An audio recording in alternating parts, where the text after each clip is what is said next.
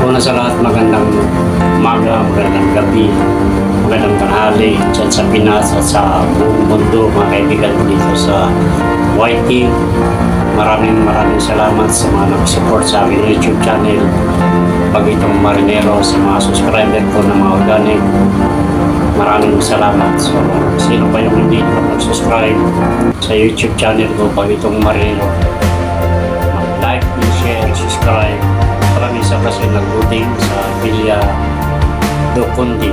Nag-loading kami dito, tapos papunta kami ng Sanduri, Sura, Norway. Doon kami mag-discharge. Pati 15 days yung biyahe namin mula Brazil papuntang Norway.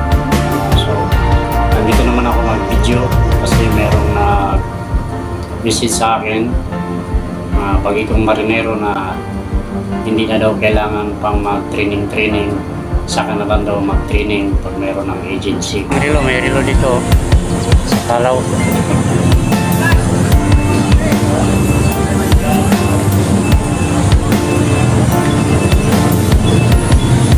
Halos naman kayo, hanap kami ng trabaho dito sa Kalaw. Kaya trabaho, tatambay lang dito. Tambay lang yung maghanap lang. Pagkakakitaan, hanap ng trabaho dito sa Kalaw. Dito, dito, Marinero.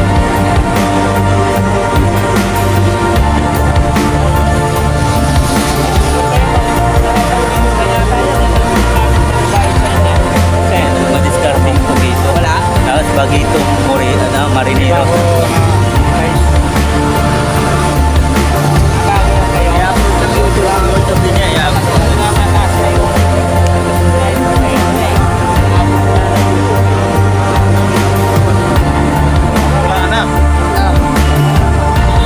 Bakit mayroon bang refresh?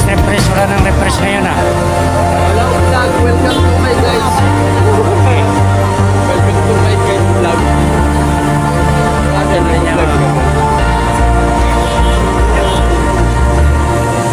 Mayroon din nag-apply dito ng aso.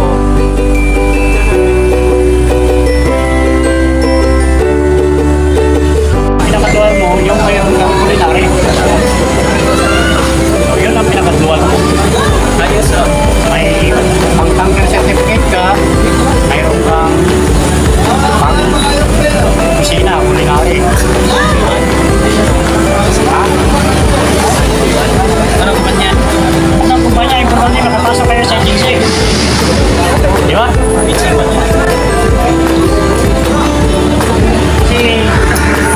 ma-apply ko kayo ng international. Tuwal yun. Meron ka lang kayo. Kulinari. Minsan ka. Minsan kayo. Kasi kami yung akin sabi. Kaso yung akin pwede ka sa kusina, kasagay ka na lang. Ayawan mo yun.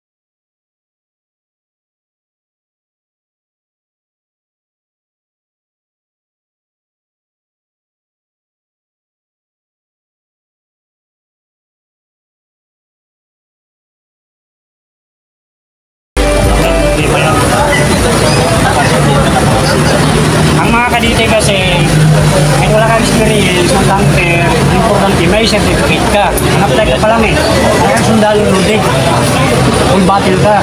So mag-apply ka ngayon, di ba? So pag-apply mo, wala ka dito na experience, di ba? So pwede ka pa sa kanila ng tanker. Ito ang ibig ko sabihin. Ay hiring sila ng misma tanker, pwede ka. Kasi may certificate ka na culinary. Yan yun ang ibig kong sabihin. Huwag niyo sabihin na ay wala pa na akong experience tanker. Hindi ko kuha ng tanker na certificate. Hindi yun, mali yun. Kahit wala kayong experience sa tanker,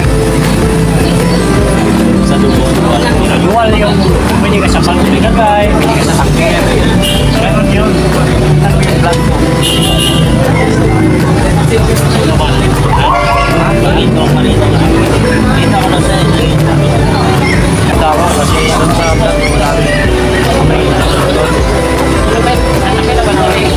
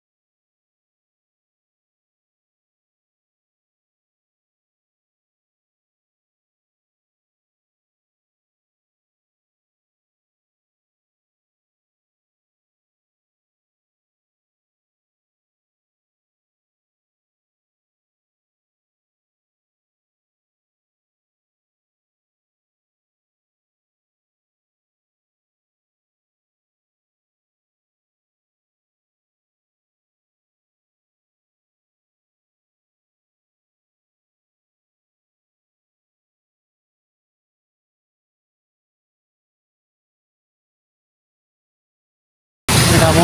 Kayo na pantalon bag ito. Yan. Pero nakabili ka lang ako ng pantalon kasi hindi ka kapasok sa opisina pag naka-shirt. So, ito, may application na kami. Galing sa opisina kami sa Tatian. So, try natin bag ito. Nag-apply doon. Kasi bumili din ang papilis ko. Galing natin sa Thailand. Pero, yan, bag ito. Try natin sa bag ito. Abangan nyo lang. Dito sa video ko, nasa sa inyo na kung kukuha kayo o hindi. Basta sinare ko lang yung sa aking mga experience na mag-apply. So kaya ako nag-video ng ganito kasi yun nga, ayaw nang kumuha ng isang bagay ito ng training certificate dahil sa kanal na siya kuha ng training certificate pag mayroon na siyang agency. So ganun kasi yan bagay ito, example ko sa inyo. Kasi may vlog kasi ako na dual certificate, separate training certificate, andun yung dual. So ganito yan siya bagito. Para tayong sundalo na kailangan kumpleto tayo ng mga gamit, bala, ano pang mga gamit yan sa sundalo. Ganon din tayo mag-apply mga bagito. Kailangan kumpleto tayo ng gamit.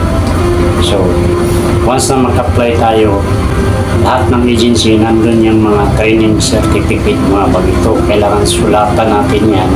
Pag makakuha tayo ng resume, kailangan masulat natin yan kung anong mayroon tayong training certificate doon. So, kung kompleto ka ng training certificate na nakalagay doon, dual yung certificate mo, may pang-tanker ka, may pang-misman ka.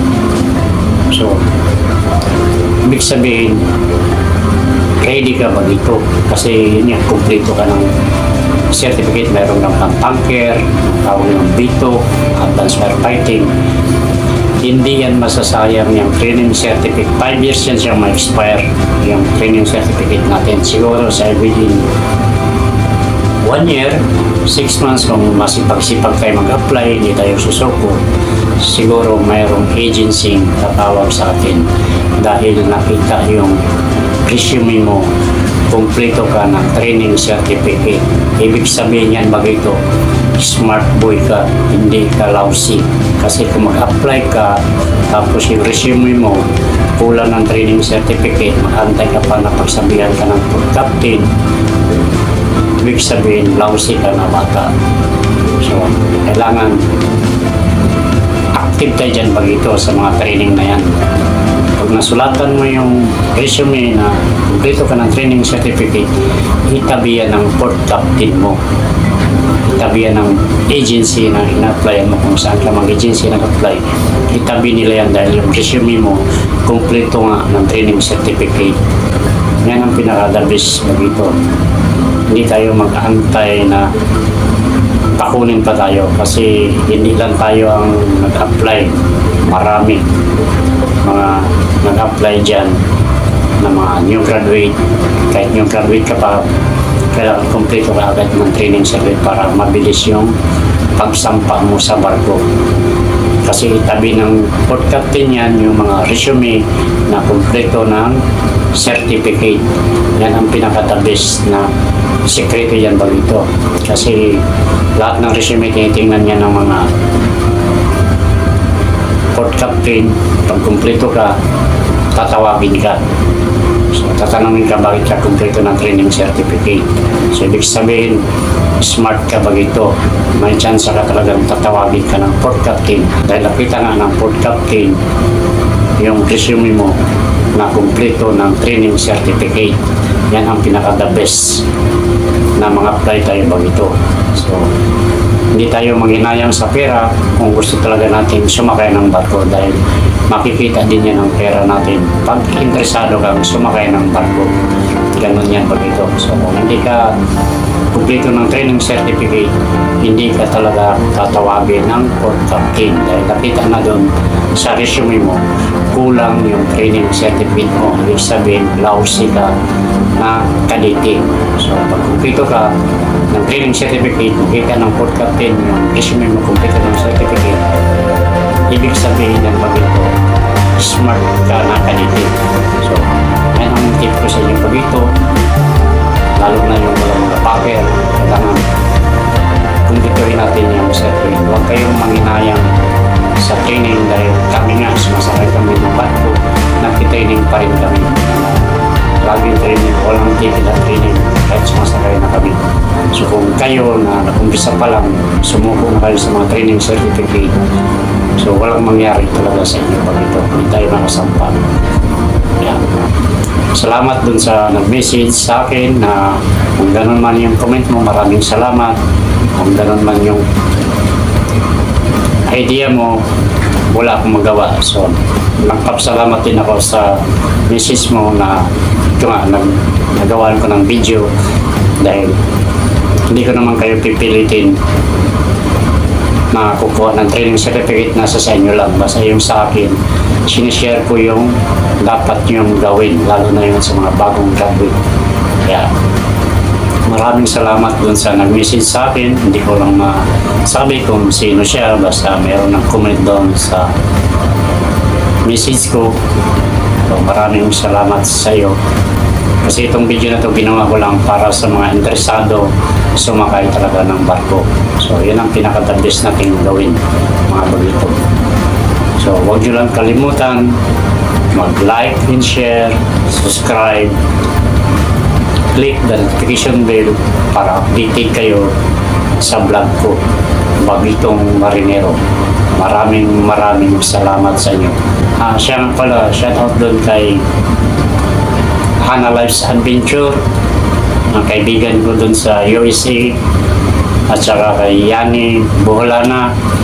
Shout out doon kay Aga Altuhon, kay Mercy Pasa. Shout out din kay Richard Ramos. Good luck sa mga Bagitong Marinero. Maraming salamat sa pag-support nyo sa YouTube channel ko. Maraming salamat. Good luck sa inyo mga bagito. Bye.